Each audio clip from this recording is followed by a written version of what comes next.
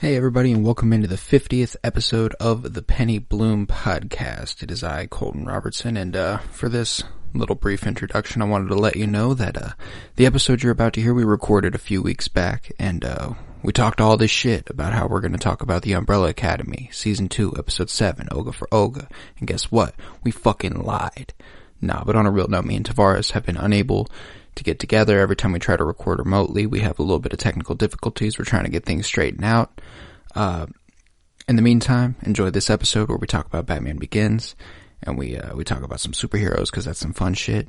Join us on Tuesdays for the Mandalorian Rewatch podcast, and enjoy. Thank you. Wow, yeah, nice beatbox in there. Welcome into the Penny Bloom podcast. Thank you. Thank you for joining us. It is I, Colton Robertson, joined by none other than the magnificent Tavarus Pennington. What's up, buddy? How you doing? Doing good. I'm doing quite swell. The last couple times I've recorded have been without you. Yeah, this must have been crazy. Yeah, I've been doing that Mandalorian Rewatch podcast on Tuesdays. So that? If you've watched The Mandalorian, you should listen to that with us. It's going really, really well. Really? I'm really enjoying the format there. We do a scene-by-scene episode breakdowns of episode by episode every week. So it's a lot of fun. It's a lot of fun. But today's show, we continue the Batman binge. The Batman. Dun dun dun. Brr. Brr. I don't know, man. Yeah. But we're watching Batman Begins. Batman Begins. I love this movie. Yeah. It's a great movie. Yeah, no, this is an icon, like the iconic Batman movie for our lifetimes, especially just considering when this came. 2005, right? Yeah, I was 5. I was 4. And I don't know that I watched it when I was 5. I don't. I doubt I did. I bet I left it for a few years and then watched it. But yeah. I don't remember exactly the first time I watched it because I watched it a bunch of times. Oh yeah, no, I don't either. I have the trilogy. I think I still have all 3 DVDs in my car still. We're gonna need We'll need the third. Yeah. We'll need the third. But yeah, no, those movies are just always constant rotation. Especially The Dark Knight. And we'll get there. Yeah, but The Dark Knight's just the pinnacle. Batman Begins today. Again. Batman Begins. And then we're gonna do DC versus Marvel. We got 5 superheroes from DC. We got 5 superheroes from Marvel, and we matched them up with their counterpart we felt suited. And we're gonna discuss who wins what battle. Yep. It's gonna be fun. And then obviously at the end, we'll be doing the Umbrella Academy Season 2, Episode 7. Booking it. You know, week by week. 10 weeks of the Umbrella Academy content. 10 weeks. So that's commitment right there. Feels like the Umbrella Academy has been a pretty consistent part of my life. I appreciate it though. Yeah. I like having it there week to week. I really, what have you been up to since the last time we saw each other about 2 weeks ago? I don't know. Just school is a weird thing, and it's becoming weirder and weirder each year that you go back. Because it's like, for me, like, it's still just as difficult, I guess, as it was. But like, it's also, while I'm in it this time, it's like everything is in slow motion. I get what you're saying. I just see things happening, and I'm just like, I know what's going to happen there. And then I'm just like, I'm just going to keep going about my day. Like, I know what I need to do. I saw a tweet today that said, the homework is not done, but I'm done with it. Yes. Yes, that is it. Like, Tuesday, for instance, I was just like, one of those days I woke up, I'm like, well, I know this class gives you at least 2 unexcused absences. Can't guarantee I won't use 3 or 4, but today sounds like the day to use number 1. What'd you do with the rest of your day? I actually had to host a meeting later that day, our first BSA meeting. And so I was just like, I woke up and that was really the only thing I was stressed about. And that's basically how I judge with what I do with my days now in college is what's that thing that so stresses me out that I can't not do it? Yeah. Like, what's going to dominate my thoughts if I don't finish this? Yeah. Right. And it's like, it's going to get to that point before it needs to get done, and I know that. I just got to, wait for it to come. I know one of these days I'm going to be like, shit, I really need to do that. And yeah, I'll do it. Yeah, and then I'll do it. And that's how it goes. I've been watching The Sopranos, which is going really good. Finished season 1. I've been reading a lot of comic books. I've got some Silver Surfer. I watched Fantastic Four last night. Oh, shit. The one from 2005. Yeah. I think that movie gets a bad rap. I really appreciated that movie, it. I loved it when I first saw it too. Oh, dude, when I was young, I loved that movie, especially the second one, The that Rise movie, of the Silver Surfer. Oh yeah. That movie and the Batman Begins, I both like feel, and the Spider-Man trilogy with Tobey Maguire. Yeah, those are classics. But those are just two distinct superhero movies that I like, of the first that I've ever seen, that I truly was like, yo. Both 2005. Yeah, both 2005. Look at that. I couldn't have seen them in 2005, but I feel like I saw Fantastic Four in 2005. You did? I saw it in theaters. Okay. And I didn't remember I saw it in theaters until I was watching it last night. And I was like, I distinctly remember seeing this in a theater, which is absolutely absurd because that was 15 years ago. It's wild. I'm old enough now. It's wild. To where I can go, I saw that in theaters 15 years ago. That's just crazy. And I was like, oh my God. That's just crazy. Oh my God. But yeah, I think it gets a bad rap. It's a pretty solid movie. As I've said on here before, I'm entertained by it. Pretty much anything. You put it on screen, I'm going to like it probably. Yeah. But just a highly entertaining movie. Yeah. And I mean, you can't bet against like Dr. Doom. No. What a kick-ass character. Dr. Doom was a really kick-ass character. The nature of that film, in terms of like how like it felt like they were still like comic book characters that like you sympathize with them on a human level though, and I felt like that was a new thing for me as a kid. Absolutely, I agree. I remember the first time not the first time I watched it, but I remember watching it and just being blown away by how humanizing the Thing was. Yeah, the Thing especially. Dude, like I felt so bad for him the entire movie. They did such a good job with his character, and this movie was so good as an origin story, like showing the beginning of how they became the Fantastic Four, like what happened to them, and then how each of them discovers their powers is highly entertaining. Yeah. It's on Disney Plus now, so I suggest if you have it, you should revisit it. I think it's worth a revisit. Shall we roll the tape and get this episode rolling? I believe we shall. Hit it.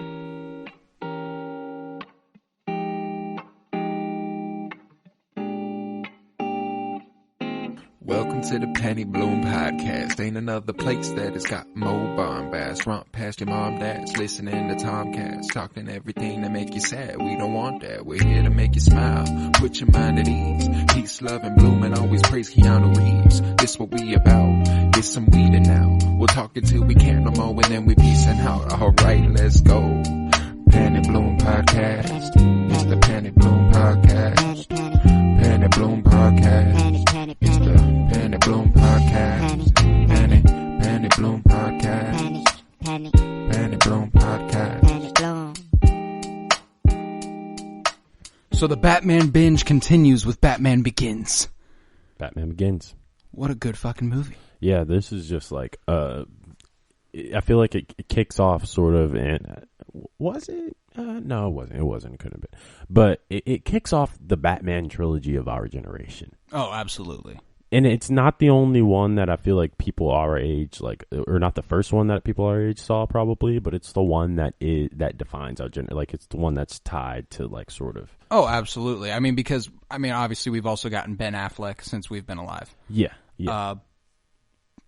And I personally really enjoy Ben Affleck's Batman, but you can't bet against Christian Bale and Christopher Nolan. Because they didn't show me just what a good Batman was. They showed me what a good movie was. Like straight up. Like they the showed entire you what everything a is good movie was. made so fucking well. And I mean, Christopher Nolan is just undefeated. The man doesn't make bad movies. Yeah, and what I'm noticing too is he doesn't make bad movies because he always invests in the universe itself.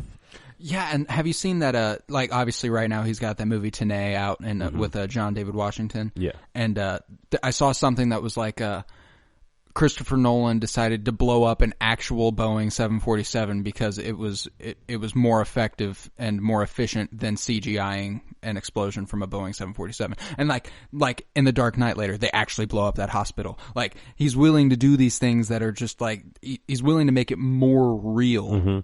More real to make it better for us. Exactly, and that's what brings these stories, I think, ultimately to home for so many viewers is the fact that they feel so real. Like, there are so many images that you're just like, that would be fucking terrifying, or that would motivate me to be like, yo, I need to go fix this city, or that would be something that causes me to like just I don't know, just like I'm thinking of Interstellar too. Like that movie is like it starts with just like these old people talking about like this what the Earth used to be like, right? Like it's always about the world itself before anything else in a Christopher Nolan movie. It's so great. And another thing I love about this movie in particular is all the little moments. Like I mentioned this while we were watching it, but there's so many little just one-liners that are funny. But like it's not by no means a comedy movie, but like there are several moments in this that make me laugh. And I really appreciate, and it's always just one line, like when he pulls up to the valet and he's like, "I like your car," and he's like, "You should see my other one." You should see my other one. That's a great line. And when Jim Gordon is in the Batmobile and he the weapon system activates and he's like, oh shit, and he goes down and ducks down like you do in the Batmobile. Yeah, right. Like stuff like that. It's just so. And then there's moments like that that make it grittier. Oh yeah. Like with that. There was one particular punch in this movie that I was just, like, when I saw it, I was like, holy fucking shit! They knocked and it was just a quick cut. Like they just needed to punch someone in the face. It didn't matter at all. It was just showing them taking over the Arkham Asylum or whatever. Exactly. Like, and let's take out this dude real quick. Absolutely fucking clobber him in the fucking face. Like, that's all you got to do. And I'd never seen such an effective movie punch. Yeah, like, and it really like all that is snap. All that is very intentional fight choreography. Like, exactly. That was them being like, no, when you react to this punch, don't just react to it and get slumped. Like, violently twist yourself as if you had just been punched by the force of 1,000 men and you were trying to fight back as a one-man army and you just got demolished. That's what happened. And that's one thing I love about great movies and great TV is the intention. Yeah. Whenever a creator has a vision for every little thing. Because what does that communicate? Like that, like the idea of just seeing that man get violently smacked by that punch. Like it's a scene of hopelessness. Like you don't look at that and think, oh, if I were to fight that dude, I could beat him. I could take that, but no, he was out one punch. It was over. You're like, he didn't stand a chance. I don't stand a chance. Who stands a chance? Like, and that's a big part of this movie is the fear aspect that he wants to portray through every little aspect of the film. Fear is by far the largest theme through this entire movie. Oh yeah, fear just kind of permeates the motives of both the protagonist and antagonist of the film. Like it's this idea of either cultivating fear as a means to achieve your goals, or overcoming fear. Overcoming fear as a means of achieving your goals. Exactly, it's the two separate approaches to it. Yeah, and that's the whole ethic behind climbing out of the I don't know, which bat cave ish. Yeah. When he was a kid, when he fell into the hole or whatever with the bats, like it was like about overcoming your fear to get the fuck out, like to survive. And so like taking that and then just like abstracting it to these big metaphors about like what the fear represents in the city itself, and like how people either just like succumb to it and do the best that they can with the use of fear, which is kind of what characterizes the typical Gotham criminal, or are you like this figure of justice? Because that's the symbol of good. Like even not just Batman in this movie is supposed to be a symbol of good. Right. Like exactly. you have Rachel Dawes who's supposed to be like like she's not giving in to Falcone and his fucking guys. These are the major amongst the characters of the entire movie. Like they're all players in one of these games. They're either the criminals, they're either the vigilante, or they're either this apparatus of justice called the state. And it's like I like how you said not the good guys, the apparatus of justice called the state, because you're extremely fucking right. Yeah, I don't even like Rachel. Yeah, no, right. Like you're just kind of like, I mean, she's a DA. Like you're a cop. Sorry, but I get what you're doing. I get what the purpose is. Yeah, I do. I can separate that from in a movie, right? You know? But like, other than I guess Alfred and then the people at Wayne Enterprises, like that's what composes a lot of what happens in any of the Batman movies. Oh, absolutely. It's always very focused. Yeah. It's always very focused in terms of, and like, in this movie, I liked that Ra's al Ghul, was the one hiring Scarecrow. Oh yeah. Because it's like, well, how the fuck did this even come about? But like, doesn't matter. It's just like, this is like one of Bruce Wayne's fears actualizing. Yeah. You know, well, it's not only actualizing, but his battle for it is becoming a very real thing. Like it's taking this metaphorical form of fighting to overcome your fears and to a making literal it to a sense. very literal fighting to overcome your fears. Yeah, literally fighting fear gas. Yes, literally fighting a weaponized hallucinogen. Yeah, that will make you see the scary you shit. Fear the most. Yeah, and when you put it like that, it seems simple, but like it's very artful for the way that he keeps it to be this human, natural sort of story. 100%, because I've thought this about the character of Scarecrow for a very long time. He's very much so a one-trick pony, and it is very hard to make him compelling because all he has is the fear gas. I mean, it's the same in Arkham Knight. It's the same in anything Scarecrow's in. It's always him trying to figure out a way to let his fear gas loose on everything. Yeah. So to be able to put him in a movie as the driving antagonist for most of the film, obviously Ra's al Ghul is like an overbearing thing that you don't really see until the last few minutes, but Scarecrow, this was a very compelling version of this character. Yeah. And you never really got a sense of his motives. It was just kind of a... That's why I was happy when he got he just kind of got ended at the end when he got caught by the cops. You know? Oh, yeah. Because that's the thing, too, is like he is that one trick pony who just has fear gas. Yeah, and if he doesn't have his mask and he doesn't have fear gas, he's fucked. Like, and it doesn't take the viewer long to realize that you're like, wait, he's actually weak as fuck. Like Batman will whoop this man if he didn't have fear gas. Exactly. It's just that, but they somehow managed this. Christopher Nolan somehow managed to make him a very compelling villain for most of the movie, and you made him like Batman's hurdle, like first hurdle. Exactly, and You mentioned this during the movie. How long do you think this movie spans in terms of how long has he been Batman for the span of this movie? I'm thinking it has to be like over the course of the first year of Batman. I think that might be a bit long. Really? Yeah, I'm going max a few months. Really? Yeah. But he has such a reputation. That's what, because like I was just thinking of like how like it's when everyone knows who the Batman is. He's not just a myth. He's someone that they know is out there. But yeah, if someone's doing that every night for a few months. But do superheroes go out every night? That's always been something I've wondered. Well, I mean, I got to imagine Batman does. Like Alfred even points it out to Bruce Wayne when he's waking up from the first tear gas thing, or the only tear gas dose he got from Crane. He's like, well, if you're going to keep getting injuries like this, you need to figure out a different hobby that would justify it, because people will go, all right, what's Christian Bale? What's Bruce Wayne doing with all his time and money? He doesn't have a social life. He doesn't do anything. So, and he's always hurt. So what the fuck's going on? Yeah, that's true. I imagine Batman goes out every night. He doesn't seem like a dude who takes a night off. That's fucking gnarly. Yeah, it could have been a couple months. I'm not sure though. I mean, either way, not incredibly important. It's just like, it's just like he developed a reputation.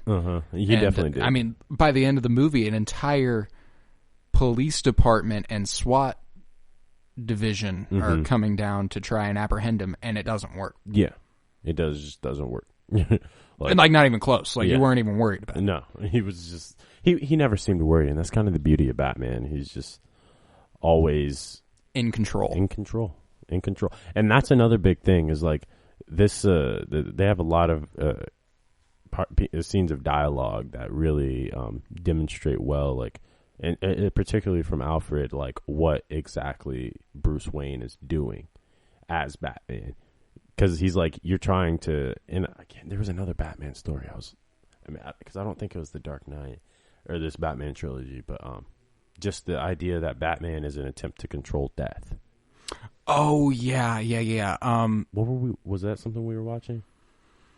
No, it's, yeah, that was in Batman and Robin. Was it? Yeah, okay. I think Alfred says it to George Clooney. Oh, yeah. Okay. He's like, you can't control death, man. Yeah. But that's what, like, that theme comes back up from Alfred in this movie where he's just like, you're trying so hard to do these things, but like, look at what you've become. Like, has it been worth it? Is it worth it? Yeah. I recently saved a meme on my phone that's like, it's Wario looking down and he's all sad and stuff, and it says, "I've won, but at what cost?" But at what cost? And that's kind of Batman at all times. Yeah, yeah. No. Thanos at the end of Infinity War. What did it cost? Everything. It does though, and that's continually what the message is. Like, even if you want to do some analysis that tells me like, oh, there's some virtue to dressing up every night and going and saving saving people's lives and stuff, like what that causes though is this perverted sense of control, wherein you feel like you're playing God a little bit. Yeah, like you are God, like you are just the ultimate. He even says it to that guy when he lifts him up and he's interrogating him. He's like, "I swear to God," and he's like, "Swear to me." Yeah, it's like, yeah, it's like, I don't give a shit what you got to say to God.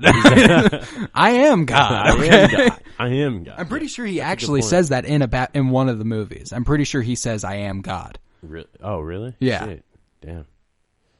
And it's in an interrogation setting like that. It's not like he's just talking to someone who's like, "Well, I am God." It makes sense though, because for the character, like that's what the attempt is to be. And so looking at that from a just like a kind of abstract viewpoint, it's kind of fucked up.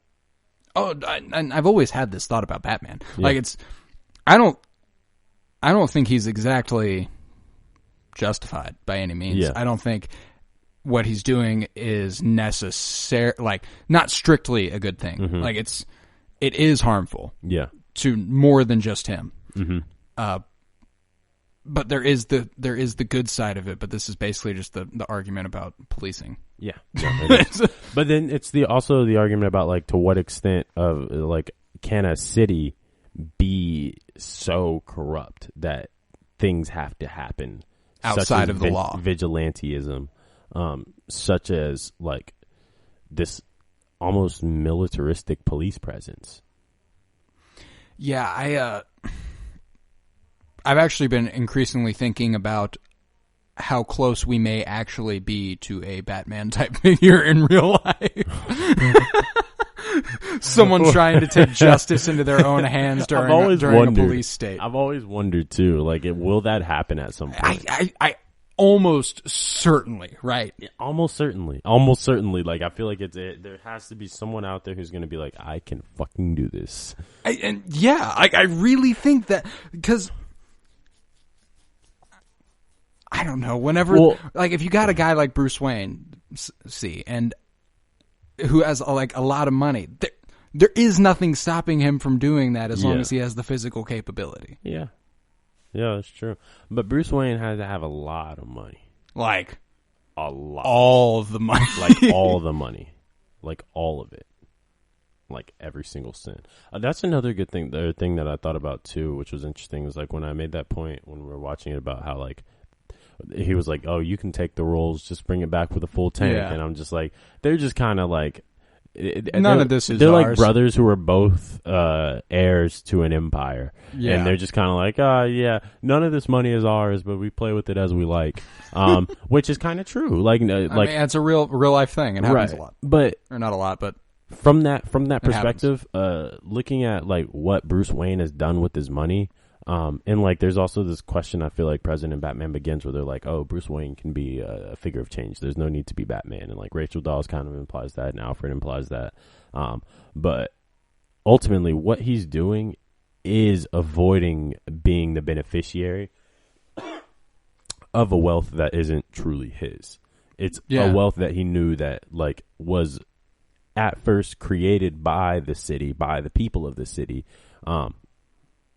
facilitated through his dad and then handed down to him. Yeah. And not even through his dad, probably. I think they have a long lineage of rich Wayne. Yeah, I think so too. Yeah. And so just facilitated through his genealogy. But he's just come into claim of it, and now he just does the very best things possible. Well, and see, the thing that another good thing about the character for me is that he's always talking about how he wants to be a symbol of hope.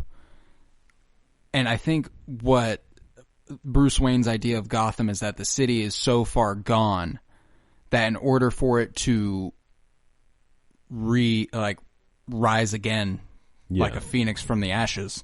It's gotta get its own hope. I can't be Bruce Wayne and just be like, I'll pay to make this shit better. We gotta get the fucking morality in this bitch up. Yeah, no, that's exactly it. Yeah, which is, and weirdly enough, that's kind of where this trilogy ends up at. Exactly, and like I think that's pretty much the point of Batman. He even says it in this in this movie. He's for change. He's not the change itself. Exactly. He's the symbol of hope, not hope itself. You know. Yeah, because he's very much so not a hopeful character. Oh God, no. He's very depressing, pragmatic, realistic. He just doesn't play the bullshit. Not at all. Like not one bit at all. He's like if Huey Freeman was white. And rich. Yeah. Yeah, basically. Yeah, but I think ultimately in terms of this movie on the scale of the other Batman movies, like it's definitely far and ahead of anything done before it. Oh, and see, that's the thing about this trilogy is these are the 3 best Batman movies that have been made. And, like, in all respect to the Michael Keaton Batman movies, and because those are good. Don't get me wrong. Like, especially the first one with Jack Nicklaus as Joker. Like, that's a phenomenal movie. But it's just not a Christopher Nolan movie. And you can't expect it to be. Like, it's just different. It's just different. And Christian Bale is one of the most talented actors ever. It just adds up. It just makes sense. Yeah, that these would be the 3 best Batman movies. Yeah, they would. They're the most tightly conceptually thought out. No doubt. And frankly, we've always talked about how a superhero movie is only as good as its villain. Yeah, and I'd say this is by far the weakest villain. Oh, yeah. And it's still a phenomenal movie. Scarecrow is fucking ass. Ra's al Ghul is uninteresting, kind of. I didn't really care. Well, it's because you're so removed from Ra's al Ghul by the time he pops back up. Exactly. And you don't understand. Like, at least I didn't when I first watched it. And I still don't completely understand. Was he Ra's al Ghul the whole time? Yeah. Or was Ra's al Ghul passed on to him because Ra's al Ghul died? Right. That's another good question. But he just felt kind of like you didn't understand the importance in his and why the Batman origin story and Ra's al Ghul are tied together. Like it just kind of felt like he was another instrumental villain for Batman's ascension. Well, yeah, and we talked about this while we were watching it. I was just like, well, they kind of just gave you the Batman origin just in a quick rapid fire. They were like, Bruce Wayne becomes Batman. We'll give you the summation of that. Exactly. And so that's the thing where I think that they're getting into too with especially with this, like I don't know if they're getting into it per se, but one thing that these movies, it seems like they're starting to explore more is not assuming what the origin story of these characters are and going back and detailing them in a way to make the characters unique to the screen instead of just sort of these overlays of comic books. Because Joker was a great example of this and how that was quite literally like an attempt to do a character study that rewrites his origin story. But even in the Marvel characters that come after Batman, I feel like they are also more like whoever wrote those characters, they're more focused not on just like these atypical origin stories, but making sure that you understand each one of them in depth, which could be why they did so many independent movies as a build-up for what would eventually be Avengers Endgame. Yeah, which is crazy to think about. Like, and it's still like it was crazy then. It's crazy now. How many movies was it before Avengers Endgame? 22 or 21, something like that. Each of them contributes in their own way to this event. Seamless. How do you do a comic better? Like, how do you do a comic world better? You don't. And but Christopher Nolan's Batman trilogy, I'd argue, is probably better than any of those critically. Yeah. Oh yeah, for sure critically. Yeah. I mean, I probably get more enjoyment watching a movie like Infinity War. But that's what I think the difference between what a universe and a trilogy can offer. Because it's like Christopher Nolan, when Batman Dark Knight Rises into, everyone's like, where's the next one? And they were like, and nah. he's just like, that was my story. That I wanted to tell. was wanted to tell a Batman trilogy, and I had. Mm-hmm. I'm assuming he had a plan because the shit was too good not to have been planned. Mm-hmm. Yeah, no, he had to have some sort of a loose sketch of what he was going to do. He's not that dumb. But Batman, how he turns out in Christopher Nolan is obviously a more well constructed than probably any of those individual Marvel movies. But yeah, for sure, I think that they did what they set the tone for our generation, for superhero movies forever. Yeah, so fucking good. Very, very what good. What would you say is your favorite scene in this movie?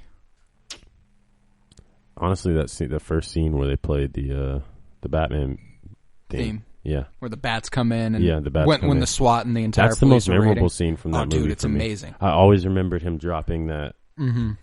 The thing that signals the bats and then just like jumping down and being like, that's so fucking cool. God, he's such a pimp. That's also my favorite part of the movie. If I had to choose a different part, though, just for the spirit of discussion, I'd go with when Batman fear gases Crane. That was cool. And you get a view of what Batman looks like to Crane. Uh-huh. And I was like, oh shit, that would be fucking horrifying. Terrifying, yeah. That would be fucking terrifying. And they did such a good job of that in this movie, making sure you knew how scary the shit would be. He was not a nice fellow. Not a nice fellow. Not by any means. Rating? Out of 10? Yeah. That's tough. Because I do think this is a phenomenal movie. Mm-hmm. But again, for me, probably the weakest of the trilogy. Yeah. 8.5 out of 10. I was thinking 8. I was thinking 8 too, but I was like, it's also so good that it could be a 9, so I'm going to go ahead and just split the difference. My justification for keeping it 8 was just kind of budget. I was like, they were clearly working with a more constrained budget than any of the other ones, and so just like the expansiveness of the movie kind of takes away from it in a bit, because like I get you. They build up the universe really well, but it's through very isolated instances of initiating how fearful the city is, how gritty it is, and shit like that. Yeah, like every view we get of the Narrows is just like just a little bit of it. You don't get to see like an overhead view of it or anything. It's just you're in a very small street and it looks dirty, and but then it's like Dark Knight.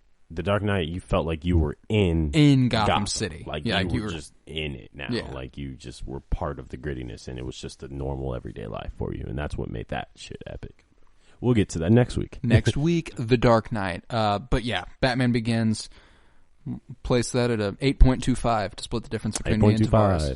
8.25 out of 10. And shall we move on to DC versus Marvel? I believe we shall. Let's do it. DC versus Marvel. Now this is a storied battle. It's been going on for quite some time. Storied, ages old. Ages old. But we decided we're going to match up some superheroes. You know, we got 5 DC, we got 5 Marvel. Give me the rundown of DC superheroes we selected. So on the DC side, we have at number 1 Batman. Of course, you know we're talking about Batman. We got to talk about Batman. Yeah. Number 2, you got Superman. Superman, he's just with the territory, you know. It's like Batman, you got Superman. You got Superman, yeah. Coming in at number 3, and that's not well, I guess it is. Wonder Woman. Wonder Woman. She's kind of hot. She is indeed. But she kind of comes with the package too. Have you seen Batman versus Superman? Oh, the recent one with Ben Affleck. Yeah. She's a very big part in that movie. Gal Gadot is, I fucking love her as Wonder Woman. I can't wait for Wonder Woman 1984. That's going to be such a good movie. Yeah, that is. Coming in at number 4, we got the Speedy Flash. Flash, kind of an exciting character. Yeah, no. He's pretty fast. He's always been probably like him and Batman compete for my favorite DC characters. Just, Flash, that dude. And then finally, last but not least, we have the Green Arrow. The Green Arrow, and I heard some shit about them trying to rename the Arrowverse. Like, what do you mean? Like, take the Arrow out of the Arrowverse, I guess. Oh, well, I saw Stephen Amell, the guy who plays Green Arrow, or played Green Arrow in the CW Arrowverse, saying that it should be called the Berlantiverse, because the producer of all those shows is Greg Berlanti.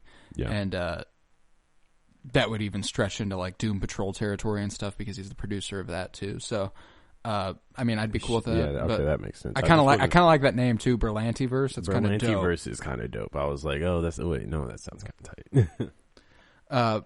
But yeah, Green Arrow. That's obviously where I've got my biggest connection to both Flash and Green Arrow. Yeah. I mean, Flash, I liked Flash a lot when I was little because of Justice League, the animated cartoon. Dude, that version of Flash was fire. It was. Loved it. Also, that version of Batman and Superman and Wonder Woman and Green Lantern and Martian Manhunter. Justice League cartoons. Oh, so good. Fucking so great. good. And on the Marvel side, at number 1, we've got Iron Man. Iron Man. So this puts Batman versus Iron Man as our first slot here. Yeah. At number 2, we've got Captain Marvel. We got Superman versus Captain Marvel here. That's one that I don't know if I don't know if that's been contemplated. I don't think it has. I think this is going to be interesting. At number 3, we've got Scarlet Witch. This one's going to be fun because I know we stand opposing on this. We shall see. We shall see. At number 4, we've got Thor. 4 of us. Thor of us. What song is that? 4 of Us. By Lil Uzi. Is it called 4 of Us? Yeah. Okay. I was like, what is that? 4 of Us. And he'll be facing off with Flash. Flash versus Thor. That's a fun one, too. They've got different abilities, for sure. For sure. And then at number 5, we got Hawkeye, which is basically the exact same character as Green Arrow. Just, a lot more government. Much more shield. Yeah, much more government. Yeah. Much more government. Yeah. So, you know where my loyalties lie there. We got So, coming in at the first matchup, Batman versus Iron Man. Who wins? Batman. Batman has the win. Like, I mean, if Batman can beat Superman first with proper preparation. Sure. Because I think if Batman and Iron Man just like run into each other and they're like, oh shit, we got to fight.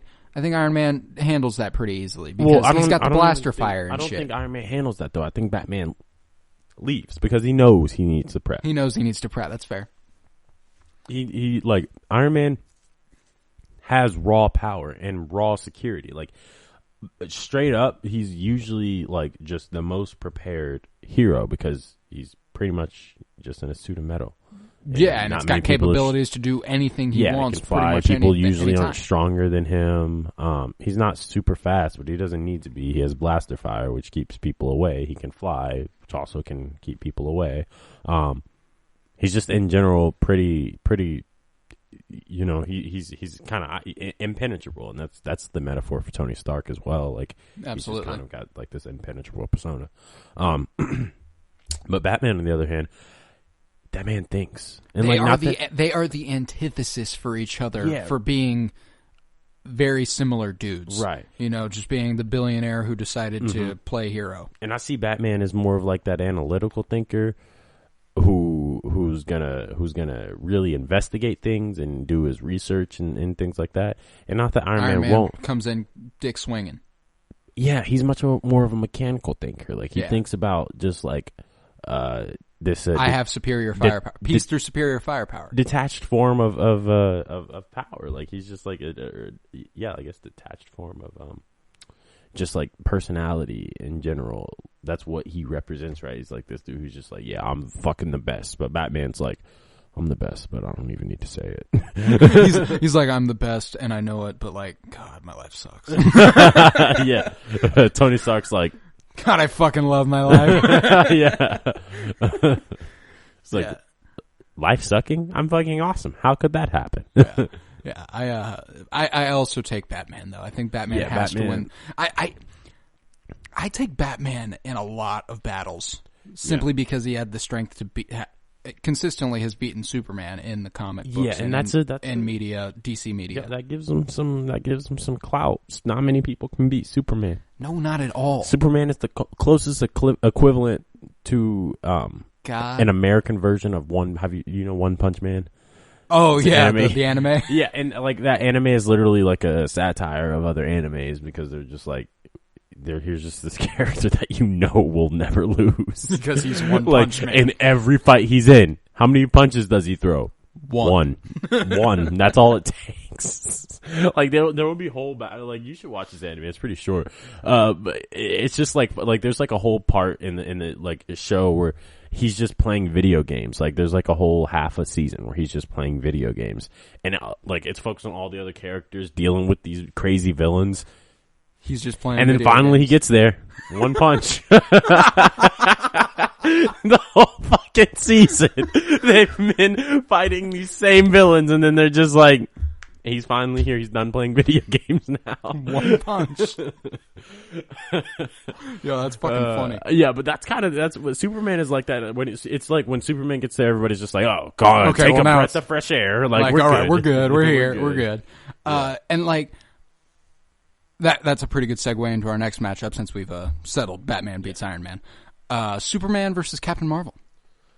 Could get more interesting. I'm not exactly sure the scope of Captain Marvel's powers, though. Well, you remember the shit she was doing in Endgame? Mm-hmm. Where she could, like, you know, fly through space without a suit on, and she could literally like fly and energy. Destroy an entire starship. It that like Thanos had, like, was power riding. Beams or something around. Yeah, she's somehow connected to, like, some sort of nuclear force.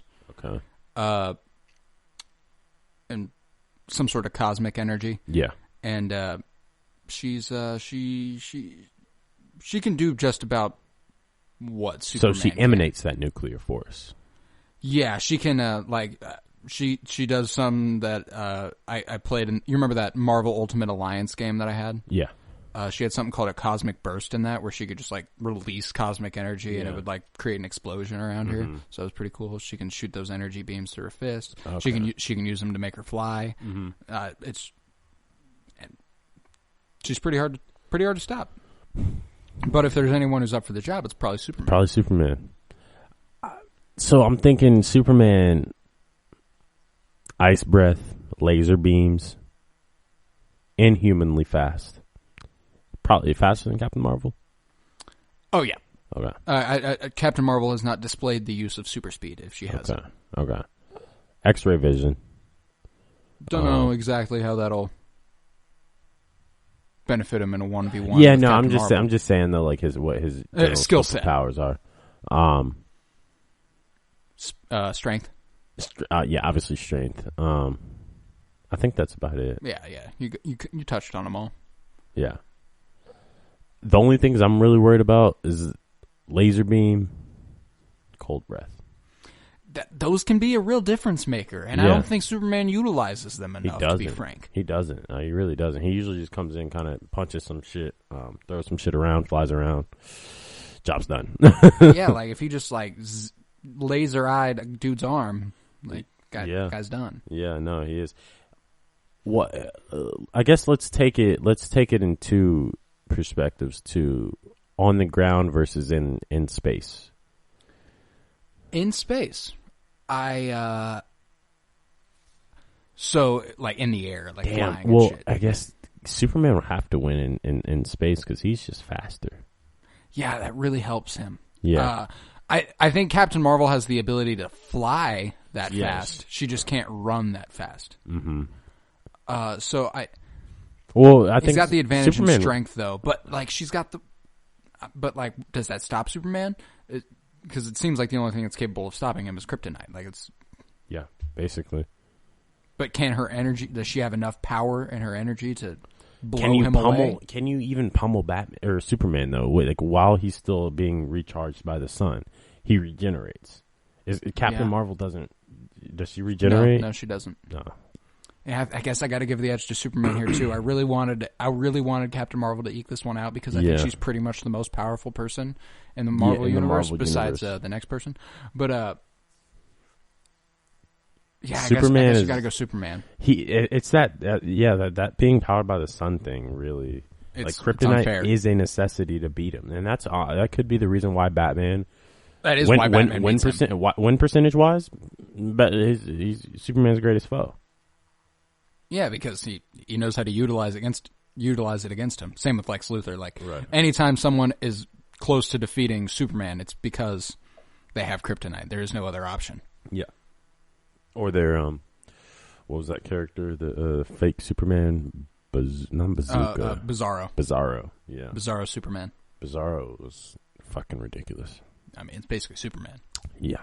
There's also Cyborg Superman. Cyborg Superman. Yeah. Yeah, lots of different Supermans. Lots of different Supermans. All right, so I guess I gotta go Superman. DC 2-0. DC's up 2-0. I mean, Batman and Superman. That's hard I didn't to beat. expect. I expected that. I kind of anticipated them to be kind of hard to beat. Yeah. By anybody. Yeah, me too. Which is absurd to say about Batman.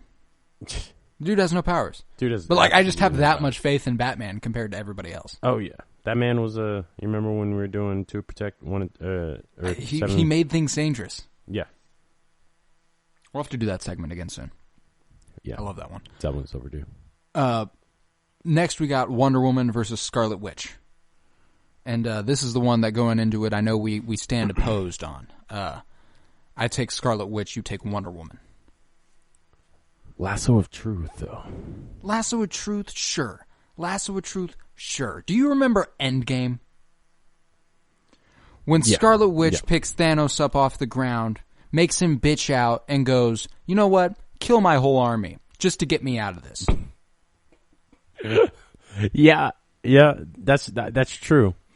But, so, as I understand it, Scarlet Witch's main power is just telekinesis. Yes. And she can also fuck with your mind. Can Wonder Woman, is she strong enough to break a telekinetic spell? See, I don't know. One of her biggest foes in the DC universe, not one of her biggest, but a foe she continuously faces off with is named Dr. Psycho. Mm-hmm. And he also has telekinetic powers, but he's also not Scarlet Witch. Yeah. He's Scarlet Bitch. Scarlet Bitch, yeah. So in terms of range, Scarlet Witch probably ekes her out. Like she might have a little more range than Lasso does. Yeah. But I mean, Wonder Woman's got that speed. She's got she can basically fly. She can run. I already said she can run really fast. She can jump very, very high. But I don't know if it's enough to defeat Scarlet Witch's fucking sorcery. That's a fair point to make. But it's like, as long as she, like, Wonder Woman still has that speed and that lasso. Those are the two things that, because like that's her ranged attack, and that's how she could possibly evade any telekinetic attack, I guess, if she was moving around quickly enough where Scarlet Witch couldn't really place her.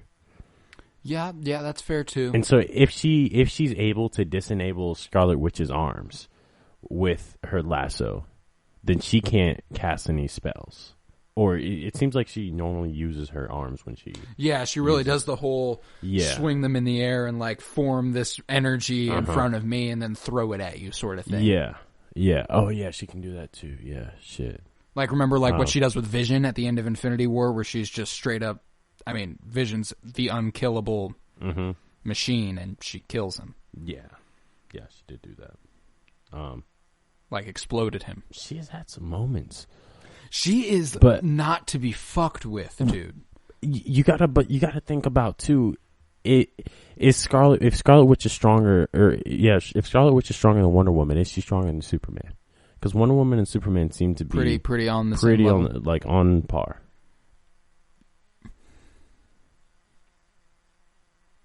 I do think Scarlet Witch has a better chance at fucking with Superman than Captain Marvel does. Yeah, definitely. I think that's true. But see, and I'm really thinking about like the dynamics of what the telekinesis implies. Like, is it something that is like, is it just a telekinetic force, or is it like a simulation of a solid object? Because if it is, then possibly they could break it with their super strength.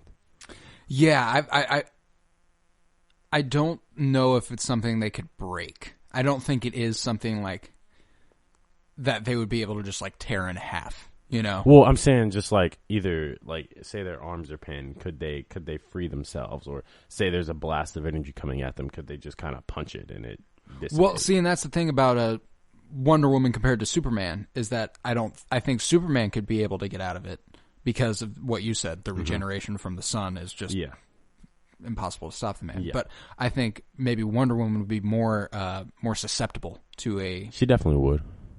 an attack like that. Yeah. This one's hard though. Like, I don't know. I don't know either. Yeah, I mean, I'm leaning towards Scarlet Witch because she has to do a lot less to win. Yeah. Like, it's just like she has a lot less to win with, but she has to do a lot less. But like, it's just such an overpowering power, you know? Yeah, tell anyone who with telekinesis is basically like, once you master that shit, you could kind of be the shit. Like, oh yeah, I mean, and it's not even like a Jedi sort of being able to move things with the Force. Mm-hmm. It doesn't take that level of concentration for her or anything. It's just like I want that thing to move, so it's going to move right now. It's going to move right now. I'm going to fucking move it. Yeah. Like when she buries Vision in the earth in Civil War. Mm-hmm. Remember, she like forces that shit all the way down through the ground to like the core of the earth, basically, and Vision falls in that pit. Yeah. It's like, or wait, is it Vision that does that? That falls? Yeah, it is. I think so. If I remember correctly. I mean, she's just not to be... I'm sticking with my original answer. I go Scarlet Witch. I can live with that. All right, it's 2-1 now. 2-1. We got Batman over Iron Man, Superman over Captain Marvel, and Scarlet Witch over Wonder Woman. Next up, Flash and Thor. Now, this is tough.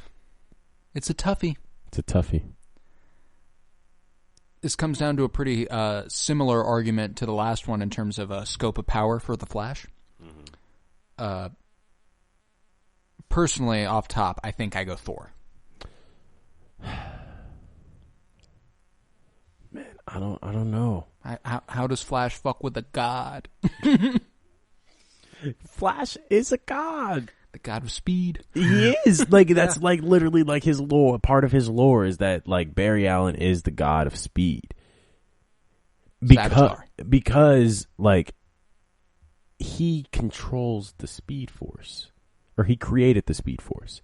And that's a very important aspect because that is his godliness there here on Earth, in the world of, his powers. But Thor's godliness is very, very, very, very, very far from Earth. Yeah. He's just kind of carrying a hammer and can control lightning. And it's just pretty strong. Yeah, sure. But all that Speed Force stuff you just said is just really fancy talk to say that Flash can run fast. Exactly. Exactly, though. But Thor can't hit him. Okay. Thor cannot hit him. This also brings me back to would that have been Civil War 2? Is that when they find Scarlet Witch and Quicksilver? No, that's Age of Ultron. Yeah. That they find Quicksilver was kind of fucking with the Avengers pretty heavy. Yeah, he was. That would have been dope to see. But speed is just one of the things that's just like 10 for 10. Like, you can't, if you can run fast, you can dodge anything. Yeah. Anything. And to stop Barry Allen, that's why too I think it was like, it's always been Barry Allen's or the Flash's problem in general that he'll have to face other speedsters, because it's like, especially in the comics too, it's just like he almost exclusively faces other speedsters, and it's like, well, why? Because they're the only ones who can keep up. Yeah, and like, fair. While he may not have as much raw power as Thor, he does have the thing that can kill Thor, which is lightning. If there's anything that if you strike Thor with from a distance and he will be damaged by it, it's probably lightning, right? I mean, I don't know. Because, can he just absorb lightning? Well, that's the thing. It's not lightning from the sky. It's lightning from the Speed Force. It's lightning from the Speed Force. So, like, it's probably different. Yeah, it probably is elementally different. Yeah. Okay. You're really swaying my opinion here. You're making your case quite swell. I imagine a Flash and Thor fight resulting in Flash doing the thing where he runs and he just punches Thor from a bunch of different angles. I was thinking the same. And then Thor would just jump into the air and slam the hammer on the ground. Okay. But, like, Flash is probably also quick enough to recognize that's what he's doing and run away before that he comes to the ground. That's what I was thinking, though. He'd do the same thing except not punch, but throw, like lightning throws. Yeah, lightning throws, yeah. Because if you were like the Flash and you could throw lightning from here and then here and then here and then here. I guess you all don't know what that was, but just like at four, you get four the idea. points. Here and then here and then here and then here. Yeah. It's just like he's all around you because he's fucking fast. Yeah, because he's fast. Like, say Thor hits his hammer on the ground at that point. There's time for Flash to see that and just you're right. gone. Man, I think you're right. Yeah, and Thor's strong. He's mighty strong, but one of his main strengths is Thor the Mighty. The hammer, and one hitting people with the hammer, throwing the hammer, summoning lightning, and then he could do that. Summoning lightning. That would be another thing. That's the only thing that's faster than the speed of sound, which the Flash is. Speed of light. Which is the speed of light, and so that's his main draw, but he has to know where the Flash is to direct the lightning. Yeah, and see, but that's the thing too, is that what if he just fucking rained lightning? Just the only objective here is stopping the Flash. Mm-hmm. No other worry. There's nothing to worry about collateral damage wise. You just you just scorch earth here. you just. He could do that. It's. I guess that's a question of the extent of his power to do that, though. Like, how big of a radius could he create a lightning storm? Let's think. See, and that's because the pinpointing exactly where the Flash is very important. Because I'm thinking of Thor Ragnarok when he's got his sister Hela right on top of him when they're on like the Palace of Asgard, and he summons like the largest lightning bolt he ever has without his hammer after his dad's like, "Are you the god of hammers?" And he's like, no. So he summons like the biggest lightning bolt he ever has, and then it just like didn't do shit to Hela. Like, yeah. That could be.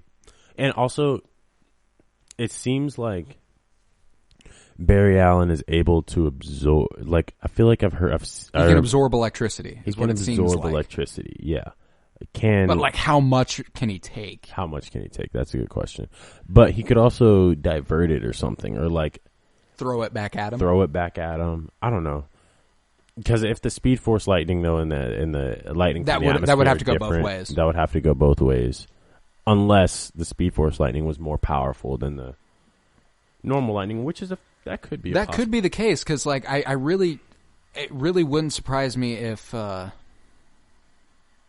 never mind. Lightning, like we said, lightning travels faster than Flash does. It would just have to be pinpointing where he is. Well, I mean, if we really want to get into the weeds, we're already there, bro. We're in the weeds. We've been talking about this for longer than we did any others. The Flash can reach the speed of light. He can. We've seen him. Seen him do it. But this is also like a question of what Flash are we taking? Are we taking Barry Allen from the CW? Because like he'll run back in time. Eventually, he breaks the. Well, I think we're just taking Barry Allen, and I think Barry Allen has always been able to do that. Yeah, sure. But I just thought of something. What's that? Wind. Flash is the only one who can manipulate wind. I forgot about the whole fucking spin his arm so fast that he like that he could just run in a circle around Thor. See, that's time. That when I was thinking about that, that's when I think he would jump into the air and just slam his shit down. Okay, yeah, okay, fair. He would probably do that. See, and like, this is a good matchup. Yeah, no, it is a good matchup.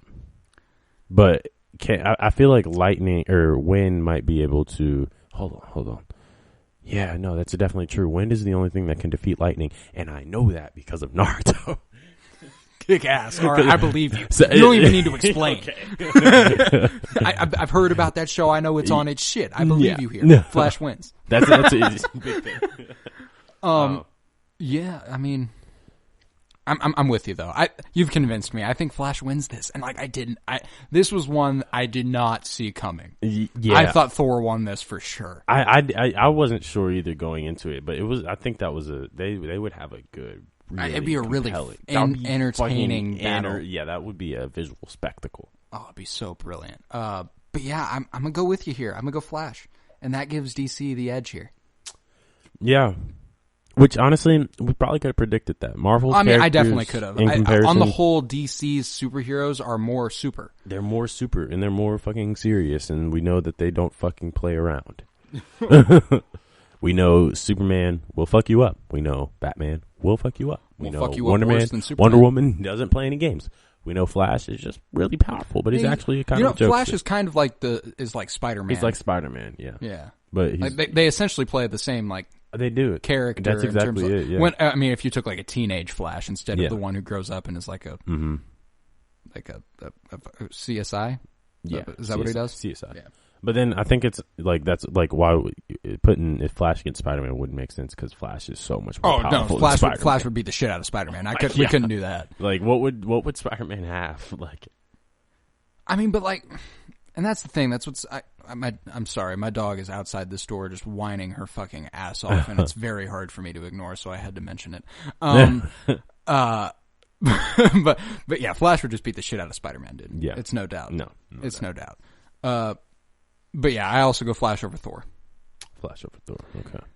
Next, we got the Arrow boys. We got Green Arrow versus Hawkeye. Green Arrow beats the shit. Green Arrow out of Hawkeye, just absolutely smacks this. Fuck Hawkeye. But no, no. You're gonna think about Avengers Endgame Hawkeye. Okay, Avengers Endgame Hawkeye is a badass. Don't get me wrong. Going around the world just slaughtering people who aren't white. But I think Green Arrow's I was going to say a bit more unhinged, but that was about as unhinged as it gets. Yeah, but Green Arrow is foundationally unhinged. Like that man was just made into a almost heartless. His origin story is the hardening of him. Yeah, mm-hmm. It's not like I was in the government and I was an agent of S.H.I.E.L.D. Mm-hmm. It was I survived on an island for 5 years. Yeah, and was put through hell. Yeah, and now I'm here. And that just that every time that's going to give me the edge. But Green Arrow has the Batman effect, and Hawkeye does not. Nope, not at all. Like Green Arrow has the Batman in him. You know. Yeah, he's the one where you're like, with what little he has, he always makes it happen. Like even Flash. Even Green Arrow is whooping this man Flash. That's what I loved about the DC, the CW Arrowverse is that like that was the Batman and Superman dichotomy. Was that Green Arrow could beat the Flash, even though on paper Flash should probably be able to beat the Green Arrow. Yeah, well, I think Flash will be able to beat the Green Arrow. Like, oh yeah, but once he's at fully that point, trained. And stuff. At that point in time, he couldn't, which still says a lot though, because at that point in time, he's still very fucking powerful. Like, it's true. He's just what can't you do with speed? Like that's always been the pull for me with Flash. Like if there's any superpower, super speed's kick-ass. But yeah, it's Green Arrow over Hawkeye 10 times out of 10. Yeah, no, I mean Green Arrow just has the he's shown more versatility and fighting style and in just preparedness in general and endurance, especially. Hawkeye's always fucking hurt. Always acting just like a general fucking weasel. And he's played by just an absolute douchebag. Yeah, Jeremy Renner's just terrible. Yeah, no, Jeremy Renner's. I mean, he's all right, but like I don't know. He's not as good as Green Arrow.